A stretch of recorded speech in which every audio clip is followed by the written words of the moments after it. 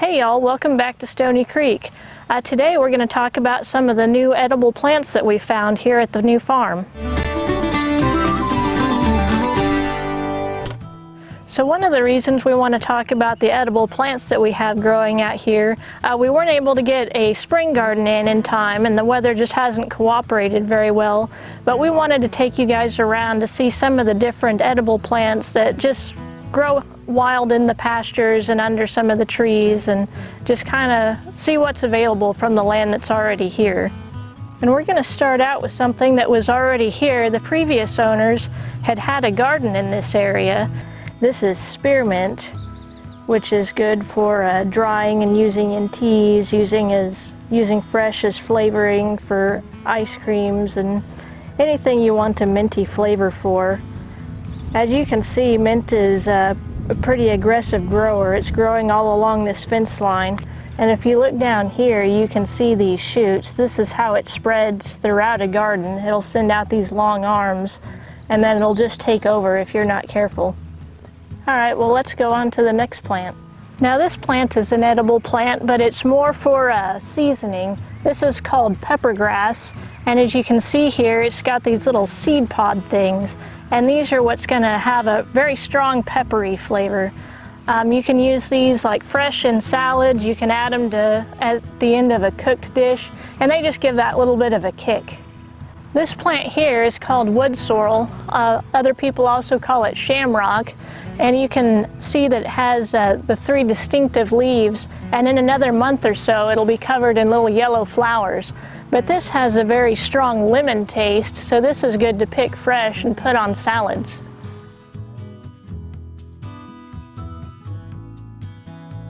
Now this plant is called Yarrow. You can see that it has a lot of small flowers and then really frond-like bloom, or frond-like foliage. One of the uses for this is typically a medicinal use. It's got astringent properties, so people have used this in tinctures to treat wounds. All right, let's keep going and see what else is out here. This plant is called curly dock, and as you can see, it's already made its seeds for the year. Once these seeds dry out and turn brown, they can actually be harvested and then ground for a flour. And then if you notice behind it, we have a wild allium growing, so let's go take a look at that. Now this is a member of the allium family, which includes garlics and onions.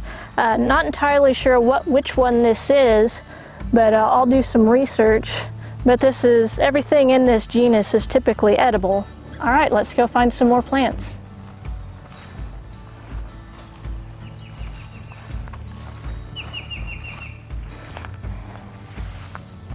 Well, now that we're in the woods, we can see some of the woodland plants that are edible here. This vining plant here is called Smilax, or greenbrier, and the very ends of this plant you can see are pretty brightly green. Now these are edible. If you look at the more mature leaves, they'll actually have quite a bit of spines on them, and you're not going to want to eat these. But these tender ones are spineless and really good in salads. And here's an interesting plant that I'm sure many of you will be familiar with. This is pokeweed. Although it is an edible plant, this one is too mature for eating. What you want to do is find the young plants when they're about yay high, and then those you can harvest the leaves off of. You're still going to want to boil the leaves at least twice, and then you can eat them as a boiled green.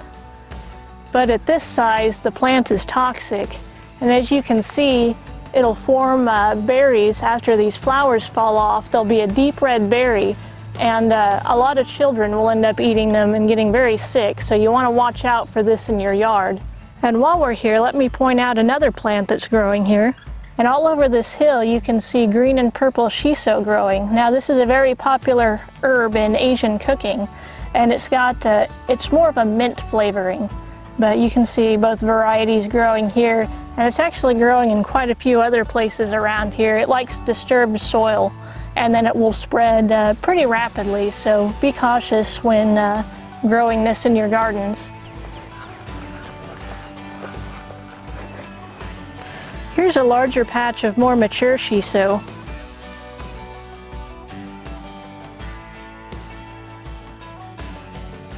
This plant here is a type of smartweed. It is technically edible, but you want to get it when it's very young. Otherwise it gets a very potent pepper taste. Now this is juvenile pokeweed. This is about the size you want to pick the leaves and then boil them, like I said, 2 or 3 times to get the toxins out. And each time you boil it, you want to change that water. And that way, when they're done, they'll be safe to eat. And you never know what else you might find out here in the woods. Take a look at what else we just found. Now while I was out here, I noticed a mama deer running.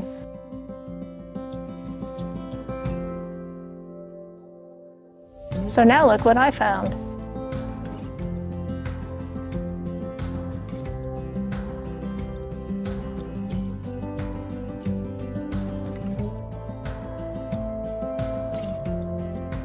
Alright, now let's go look for more plants. Now this is one plant I'm pretty excited about. This to me looks like elderberry. I won't be sure until it actually drops the flowers and forms the berries, but these are good for making jam, making wine. You can make throat medicine for it because it helps relieve sore throat in the winter time.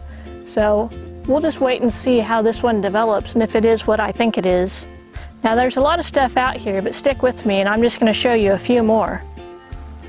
Now this is a wild grapevine. You can see that the flowers have fallen off and it's formed the tiny grapes. As these develop, birds are going to try to beat you to these. So keep a watch on them, and as soon as they're ripe, you're going to want to get these picked for yourself.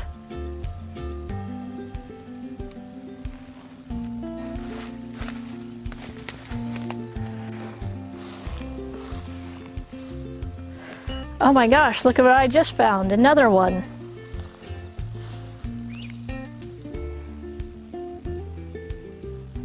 Now over here I found a really nice patch of berries. I'm not sure exactly what species this is, but it's in the Blackberry raspberry family. It's pretty heavily thorny, but if you look down here you can see that it's already made some of the berries. They're not ripe yet, but they should be here within a few weeks. We'll come back later this summer and see if they're ripe and see if we can make some nice jam out of this.